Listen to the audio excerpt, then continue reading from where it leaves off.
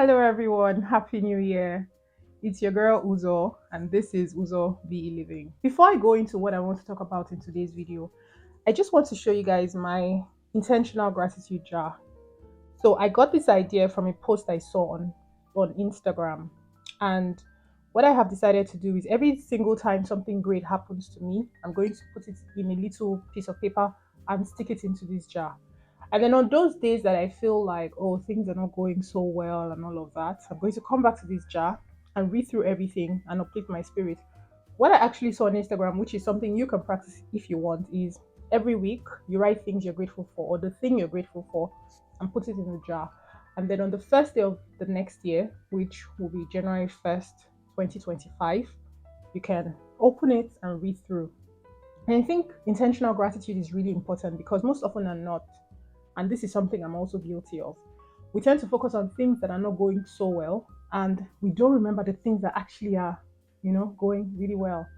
So if we all take our time to be intentionally grateful, I think that we'll live better lives.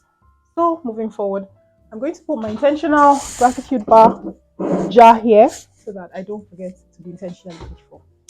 And now let's go into today's video. In today's video, I'm going to do a quick recap of some of the things I talked about last year, but then I'm also going to talk about how you can start your admission process now. Now is the time to start, you can't delay. But before I go ahead, I just wanted to quickly appeal to you guys that please share the videos. You never know who will find it useful. I know I talk about living and schooling in Belgium, but then I also realize that so many things I talk about are also applicable anywhere, you know. For instance, trying to find accommodation, making sure that you make contact before you move and all of that, it's applicable anywhere. So please, I appeal to you, share the videos, share the videos. Anyway, having gotten that out of the way, let me get into the nitty gritty of today's video.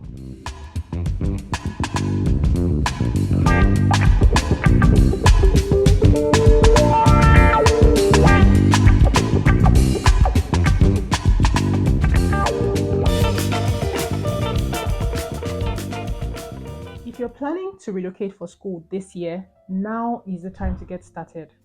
Here are a few tips to help you get started in this relocation journey. The very first thing you need to do is decide what course you want to study. Don't study a course because other people are studying it or because it looks easy. Think about what is relevant, number one, what you find interesting and what is going to be relevant for you in your future career. Number two, you need to decide what country you want to study in. Don't rush to a country because it's easy to get the visa. There's so many factors you need to consider. Number one, you need to think about your fees. Is it expensive? Is it cheap? Number two, you need to think about the cost of living. So, while the fees may be cheap, cost of living is expensive.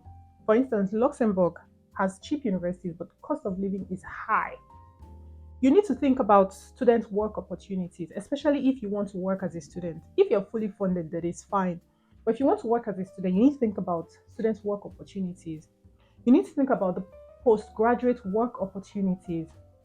You need to think about the language. If it's a country that is not English speaking and you're a native English speaker, you need to think about language barriers. You also need to think about finding accommodation. Do the universities in that country have student accommodation, or do you have to find your own accommodation? Also, you need to think about family. If you're planning to relocate with your family, you need to think about whether the laws allow you to relocate with your family or whether you can bring them after you have started your studies. And then finally, I know that this one seems very trivial, but you need to think about the weather. For me, weather was one of the things I thought about when I decided to come to Belgium because I found out that the weather is quite temperate. I cannot survive in harsh weather. So you need to think about weather. If it's important to you, think about it. Don't just go to somewhere because everybody's going there or it's easy to get there or whatever. Think about whether or not you can cope because otherwise it will not be funny. Number three, once you have decided on the course you want to study and the country you want to go to, then you start looking at the universities there for that course. Now, you may not get exactly what you want, but then you can get something similar. So, start to do the research as soon as possible. Think of the course you want to do, think of the country, do a lot of research about the country, and then do some research about the university that offers the course you want to study or something similar to what you have decided to study. Number four, once you have decided on the course you want to study, you have decided on the country and you have done enough research on the country, you have decided on the university, then check the requirements ASAP. If you're doing a postgraduate course, most universities will ask you for a transcript of your previous academic record. And that's something, especially if you're coming from a country like Nigeria, where getting academic transcripts is like, hey God, is a lot of work. It's something you have to start working on immediately. You cannot delay because it takes a lot of time for them to send the transcript. So check the requirements immediately and ensure that you request for your transcript to be sent to the university. Don't wait until you have applied before you request your transcript, because the transcript can take several weeks. And if the transcript does not arrive before the deadline of application, your application is wasted.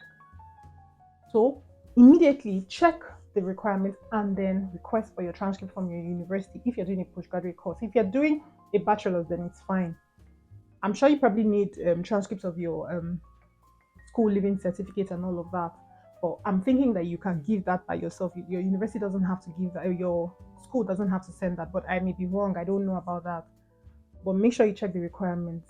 Number five, most universities require a proposal, which is like a personal statement. So write it and don't just send it. Send it to people around you to give feedback.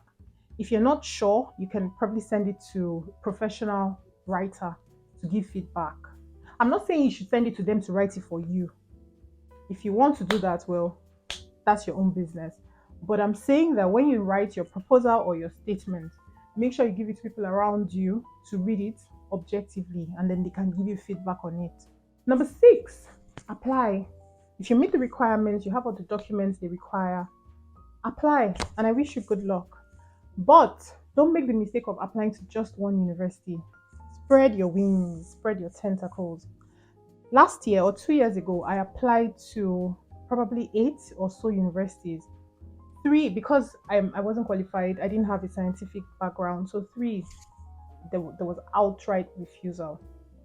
I got into two UK universities, one in Spain, one in Belgium, and then the one in Sweden, I didn't even get in because my transcript didn't get there on time. And that's why I'm telling you, it's very important for you to start the process of sending your transcript as soon as possible. Make sure you apply to so many so that if one doesn't work out, another one will work out. Don't limit yourself to one or two. If possible, five or six. At least one out of five will work out. Once you have sent your application, start to get ready. While you're waiting for a decision, start to gather your money. Start to, prepare yourself. I'm not saying you should buy anything or do anything extensive, but try to get ready. Try to start getting ready. Do you understand? It's not when you get the admission you start looking for money for fees or maintenance or all of that. So as soon as you send in your application, start getting ready. When you get your admission, you need to start doing a lot of research. Find out about accommodation, find out about bank accounts, find out about transportation, and all these things I mentioned in my former videos. If you haven't watched my videos, now is a good time to go and start watching them from the very first beginning. It will probably take you like 2 hours or something, but you'll learn a lot. But do a lot of research about the country you have decided to go to, about the university as well, about accommodation, bank accounts, transports, living in the city, and all of that. It will save you a lot of trouble. Trust me. Also remember, if you're going to one of the European universities, and this does not include the UK, you need money in your blocked account. Fine, they always say that you can get a sponsor, but most often than not, you are likely to get your visa if you have money in the blocked account, because they are more assured, especially if you're coming from certain countries, they are more assured that you can take care of yourself. Because how the blocked account works is you send bulk money to your university and then every month they send you money. So once the embassy sees that you have a blocked account, they know that every month you are going to have a certain amount of money in your account. So they are sure that you will not be stranded in the society. And again, there's always the option of having a sponsor.